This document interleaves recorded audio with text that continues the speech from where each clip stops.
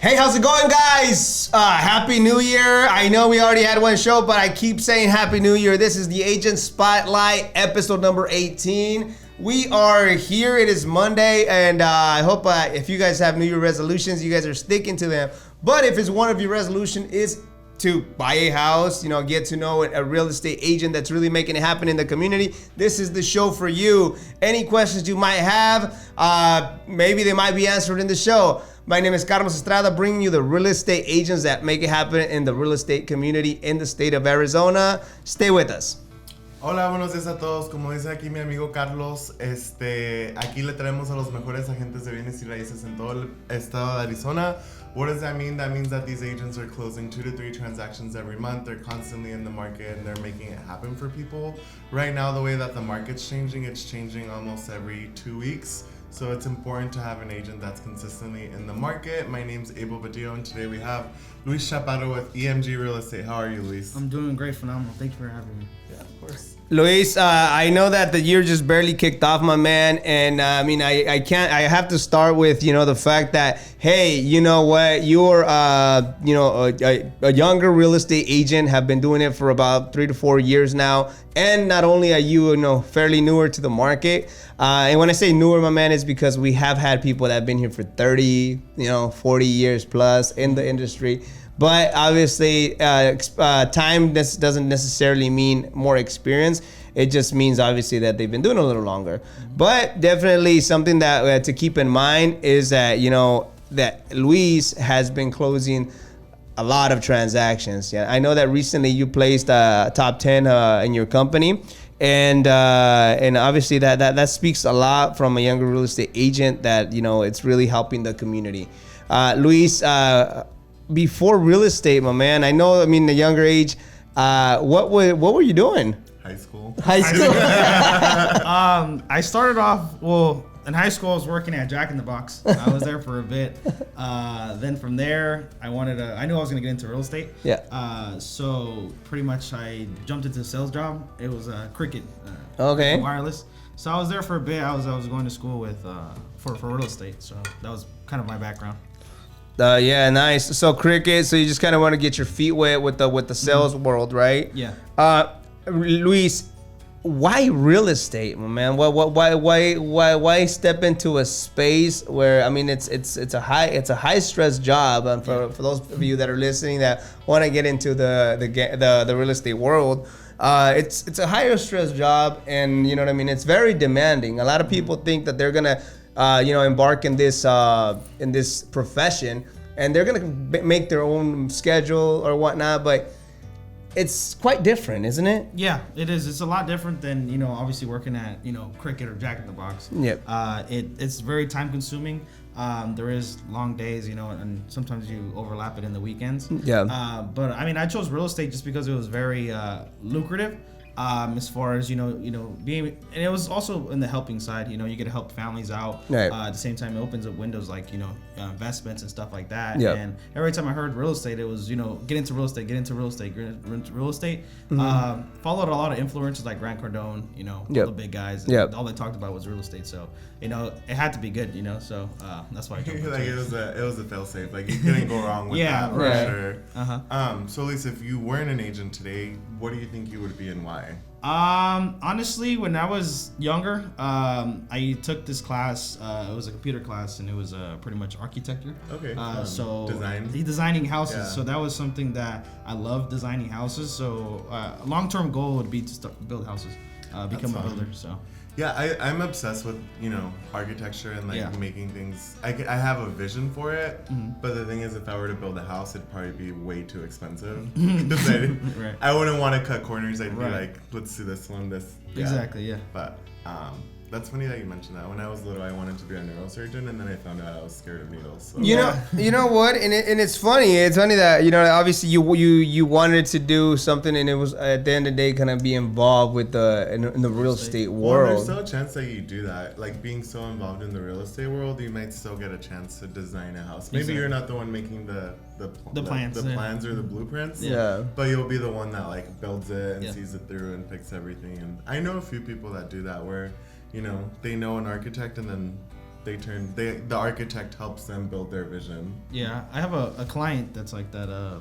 He builds out in the West Side, Tonopah, and the guy I don't think he ever finished school. He's an investor.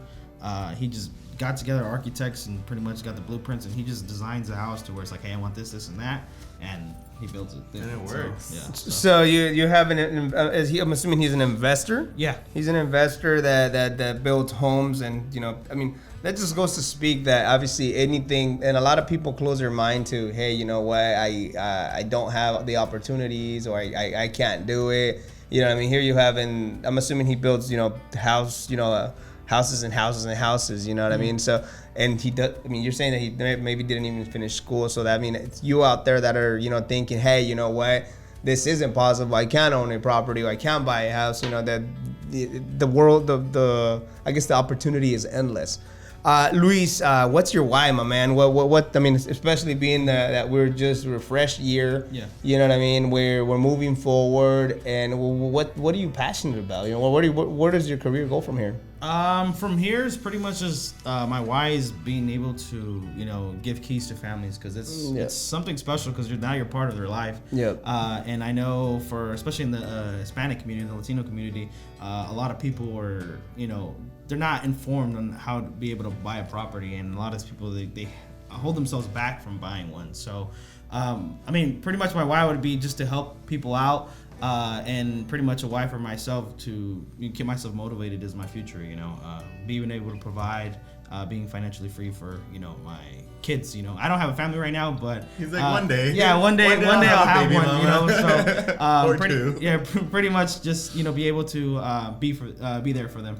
I really thought I just sat at the privilege. I was looking at his car right now, and I was like, I really thought your why was your vehicles that you drive. That too. Yeah, that too. He's like, that's a hobby. That's not my why. Yeah. Dude, I mean, but that kind of hobby comes around the midlife crisis. You know what I mean? Yeah. At least that's probably what's gonna happen to me. But this.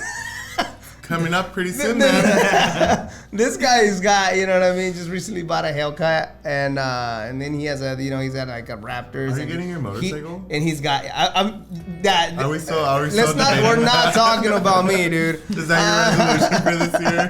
We're not talking about me. So, but I really thought that's what it was, Where's that passion come from, having different fast vehicles? I know you had a Jeep and you sold it. He sold it because it didn't go fast enough, I think it just came out from Fast and Furious, like being able to see, just the adrenaline that I get for cars. It's I can't explain it. I think we all have our guilty pleasures. Yeah. For some people, it's cars. Like for me, it's like fragrance. Drugs.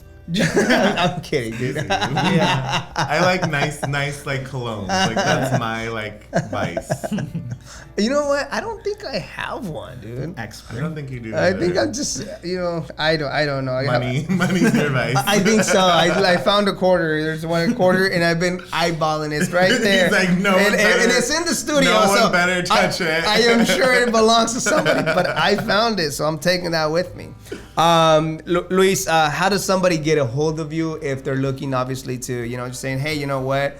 Young guy, very sharp, and a lot of has people a lot of energy, and a lot of people identify with that, especially the younger community. They're like, hey, you know what? I'm stuck at Jack in the Box. Can I be a homeowner? Or I'm stuck at working at the bank as a teller. You know what I mean? And I see a young entrepreneur that's really making it happen. Can that be me? Can they reach out to you and say, hey, you know what? I want to buy a house. Mm-hmm. Can I buy a house? Or, how can I get started in the world that you're in? Can they reach out to you for those kind of questions? Yeah, of course. I've actually, my best friend, Marcus Flores, he's part of the team. I went to high school with him, and I started real estate a little bit before him, about a year and a half before him. And I kind of taught him, and now he's a licensed real estate agent. Mm-hmm. So we're making it happen. But yeah, if you have any questions, I know a lot of people reach out to me. They always wonder, how do you start? Where do you start? What does my day look like? If you have any questions, just reach out to me at 480-316-8329, 480-316-8329, or you can send me an email at luisnexx at gmail.com. So one thing I want to point out, even with your age and being so young, there's agents that are 30 years old that aren't making it happen. They're not making it happen like the way that you're doing it. And two, they've only been in the industry for 3 years. So, you know, they still have the same experience that you do. And that's one thing I want to point out because sometimes people think like, let me go with this agent because they're in their 30s or 40s. And it's like, no, they've only been doing this the same amount of time. Right. So realistically, and here's the thing, and the time in the business doesn't necessarily mean the most experience, because at the end of the day, what brings experience? Experience brings being in the transaction, right? Being involved. You know what I mean? If you're, we've had agents. I've known agents that have been in the industry for 10 years and they close 2 every year. Exactly. And we have someone that's been in it for 2 years and they've closed like 30, 50 transactions. I mean, experience comes from being in the world of real estate, transacting. You know what I mean? Because that's how you gain the real experience. In this real estate world, it's about how many deals have you done that has given you the experience that you have. It's kind of being like a lawyer, right? Yeah. I mean, I think real estate agents, other than lawyers, are the only people in the state that can write a legally binding contract. Right, right. And obviously you would want like a lawyer that's been. You don't want the lawyer that has like the baggy pants. Forget about what they wear. I mean, you don't want that lawyer that's, has had 2 cases. You know what I mean? 3 cases. You know what I mean? And you want that guy that, hey, you know what? He doesn't leave the courts because he's so slammed. He's won all these cases. So definitely. I don't know what kind of trouble y'all are getting into, but it couldn't be me. I mean, I just watched a lot of TV. I've seen How to Get Away with Murder. You know, there's a TV. There's a movie with Tom Cruise. I gotta find if I remember old. You know, my favorite lawyer movie has to be The Devil's Advocate with Keanu Reeves and. I've never seen it. Who else? There's another big name in there. That's a really great movie. Luis, we're running short of time, but hey, do you have anything to say for all your haters out there? I'm just kidding. I just feel all like your haters, all your fans. For all the people that called the police on you when you were. No, you're in social media, my man. How can they find you in the social platform? Facebook, Luis Chaparro. Instagram, Luis Armando Chaparro. And yeah. Yep. That's my social media. Okay, perfect.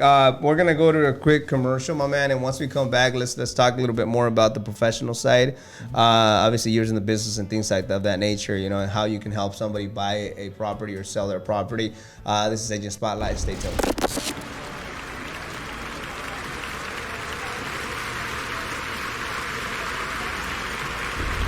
Hi, my name is Mary Tarrant. I work here at Driggs Title in the Tempe office. I've been in this industry way too long to even tell you, but it's been well over 40 years. I started in Los Angeles, where I was born and raised, handled all escrow there, and then moved here about 20 years ago. Coming to Driggs Title, probably one of the best moves I've ever made in my career. I love working here. I am more of a resale residential escrow officer, but we have so many people here in our office that do so much more as well. And please keep watching Agent Spotlight.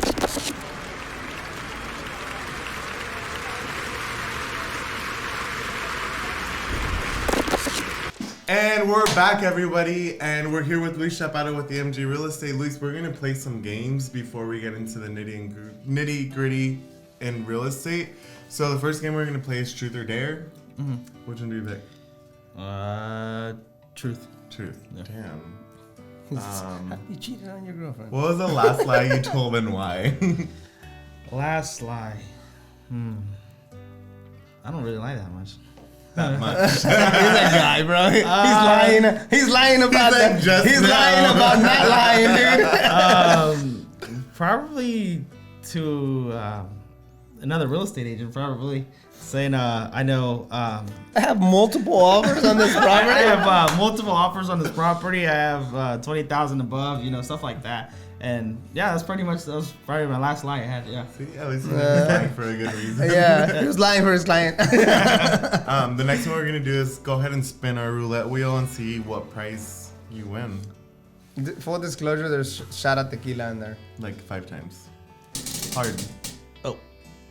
What was that? Notary fee. Okay, so what that is just the notary fee waiver. So when you close your next transaction, right, they'll just ask the escrow officer and they'll waive your fee, your notary fee. Oh, okay. Yeah. So That's a little discount for your client. It's like $100, yeah. Oh, Big discount. That's good. It goes I towards think it's more than that. It's like 150. I think it's 150. Yeah, I think it's Yeah. I think I it's thought it was more up 150. But anyways, yeah, that's awesome. Congratulations, not to you, but to your next client. So if you're looking to buy, get with this guy or sell, he's gonna get you a discount of 150 with the title company. Definitely. As we continue, my man, I do want to talk about your years in the business, and how did you get started? Been in the business about February 14th is gonna be my 3rd year. So, Oh, really? Yeah, I actually got my license. I actually got licensed on Valentine's Day. Okay. So you'll never forget that. No, I know. And every year, instead of celebrating Valentine's Day, you celebrate the anniversary. Yeah. The anniversary of success. Like, sorry, babe. Yeah, I remember walking out of that place, and yeah, that was the day I got licensed, was Valentine's Day. So a lot of people are listening. They're like, hey, I've been thinking about getting my license. Is it hard? Yeah. As far as the testing and schooling, the schooling's not so bad. I think it's a test that pretty much it gets to you. I know I was probably, before I actually took the first time taking the test, I was locked in my room for about 2 months. Yeah.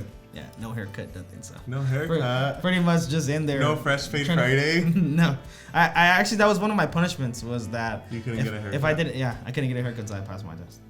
And I know me getting a haircut, it's a weekly routine, so I think that was pretty bad for me. That's a guy thing, right? So guys out there, they're like, what do you mean no haircut? I mean, although there's guys out there now that it's the equivalent to when a girl gets her nails done. right. Yeah. I think that's what it is. But then there's guys that have like ponytails and stuff like that and long Well, hair. they're clearly not living.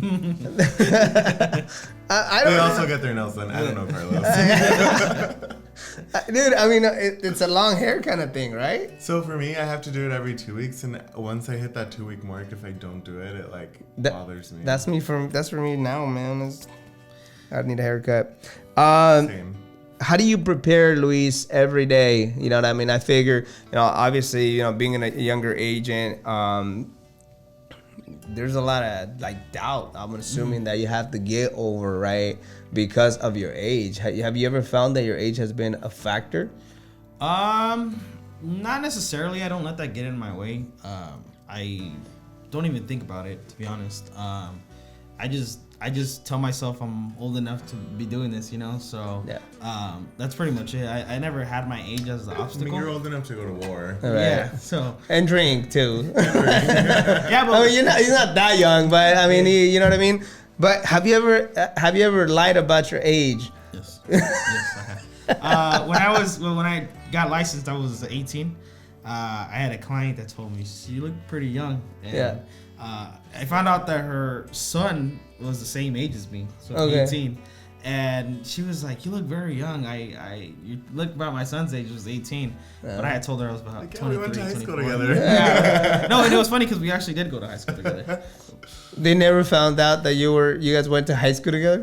No, I kind of kept it a secret between me and the client's son. And So, homie. yeah, so Oh, really? yeah. No, that's awesome. You know what I mean? It's really good just for the new entrepreneurs out there that are considering this space of real estate. It's age is not an obstacle, and you can make things happen if you want. Obviously, you have to study, dedicate, and educate yourself. So I'm assuming on the daily routine, you're obviously every day you're preparing, right? Yeah, so every day I come from a sports background, so it's pretty much just the same: football, soccer. Pretty much you have to practice it. You can't just go into the soccer field and just start playing, right?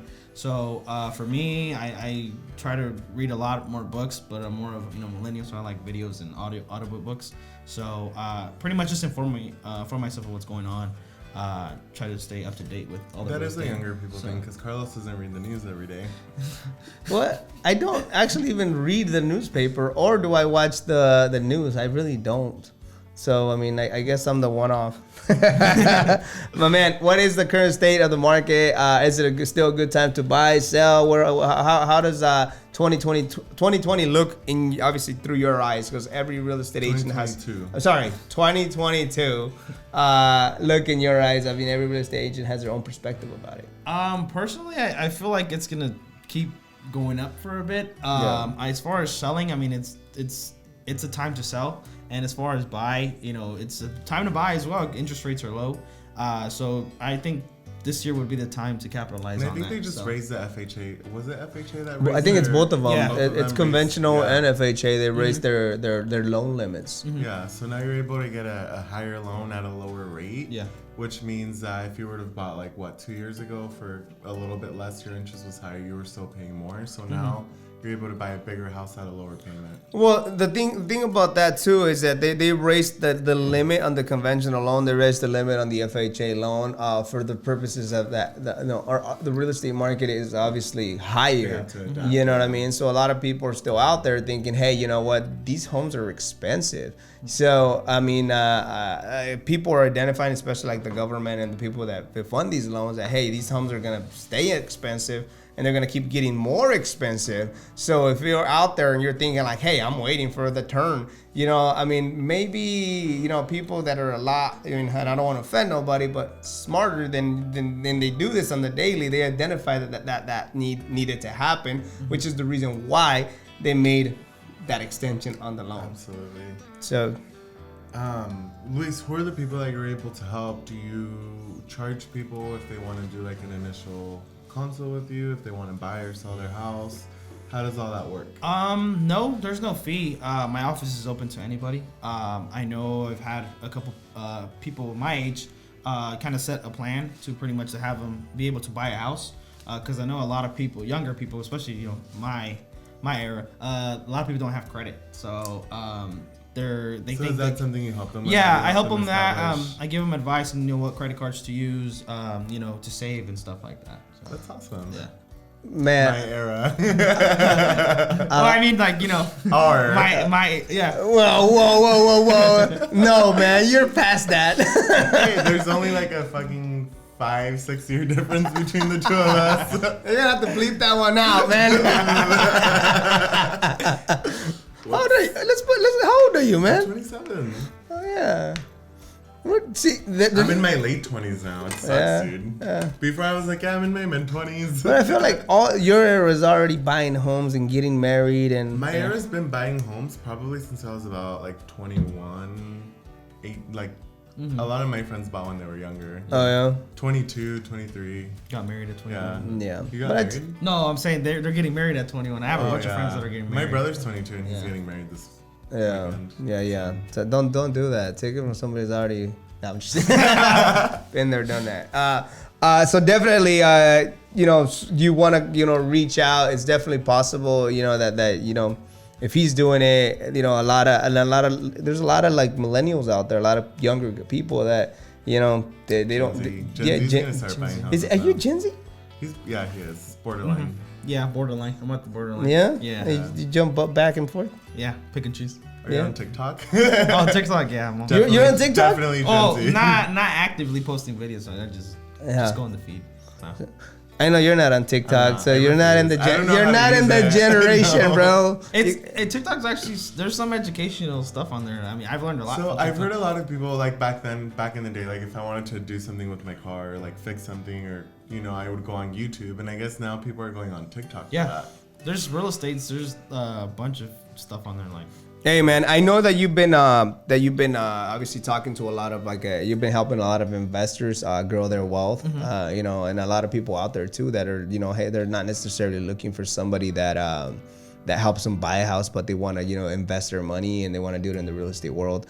I'm assuming you're still open for that type of business, correct? Yeah. So I actually just had a elderly couple that came to me about last week. And I'm selling their duplex right now. They bought a duplex for me. They're renovating it and they're gonna sell it. And I pretty much guide them through the whole thing. Put them together with the contractors and etc. And it's their first flip, and they're already looking to buy more.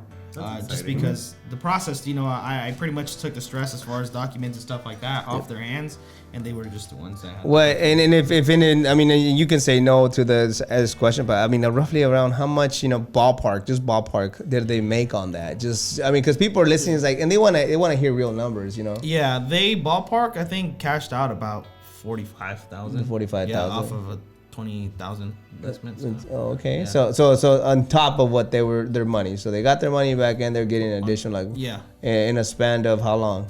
They bought it exactly November 23rd. So maybe a few months. Yeah, about a month, and we're closing next week. So. Oh, okay. So 4 months. So definitely very, very much. Very lucrative. Yeah. I mean, I don't know any profession that I mean that would yield you $45,000-$50,000 in the span of 3 months. You know, that's a very good return for your money. Luis, time's coming up, my man. So how does somebody get a hold of you if they're looking to get a hold of you? They can reach out. They can shoot me a text, give me a phone call at 480-316-8329, 480-316-8329. Social media platforms. Facebook, Luis Chaparro, and then Instagram, Luis Armando Chaparro. Yep. Luis, thank you so much for taking the time out to be on our show today. We really appreciate it, and Happy New Year, and hopefully this year goes well, and I'm sure we'll see you again at some point this year. Of course. Yeah. Thank you. That was our show, guys. Thank you much, guys. Well, stay tuned for episode number 19, Agent Spotlight.